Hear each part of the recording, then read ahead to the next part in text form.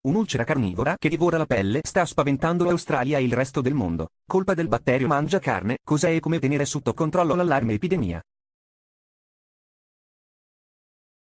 L'ulcera di Buruli solitamente colpisce gli abitanti dell'Africa occidentale e centrale, ma di recente ha cominciato a preoccupare anche il popolo australiano. In effetti si tratta di un focolaio che rischia di scatenare una vera e propria epidemia e gli effetti non sono per nulla piacevoli, visto che il batterio mangiacarne divora la pelle e provoca delle ulcere tanto dolorose quanto pericolose. Uno studio pubblicato sul Medical Journal of Australia non ha certamente quietato gli animi. Secondo gli esperti, si tratta di un caso che richiede una urgente risposta scientifica. I casi in effetti hanno cominciato a moltiplicarsi in maniera veloce, diventando al tempo stesso più gravi e manifestandosi in nuove aree geografiche. Purtroppo parlare delle cause è difficile. L'origine ambientale della malattia e il modo in cui si diffonde tra gli umani rimangono ancora sconosciuti. Se in Africa i principali vettori sono paludi e ambienti acquatici, in Australia a preoccupare sono zanzare o possum.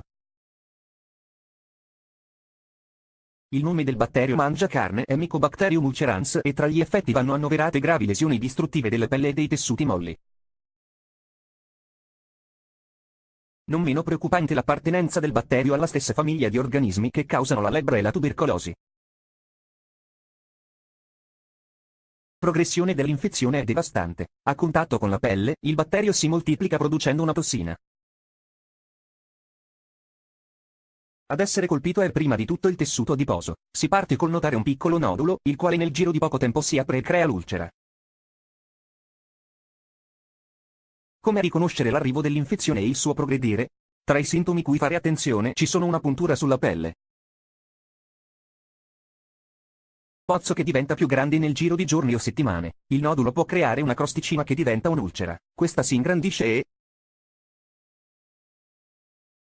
essendo indolore e priva di stadi febbrili, può causare addirittura amputazione di un arto, handicap o il decesso del paziente.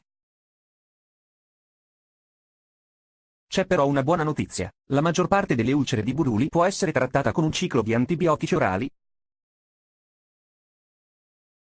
senza contare che una diagnosi precoce e un trattamento tempestivo possono ridurre al minimo la perdita della pelle.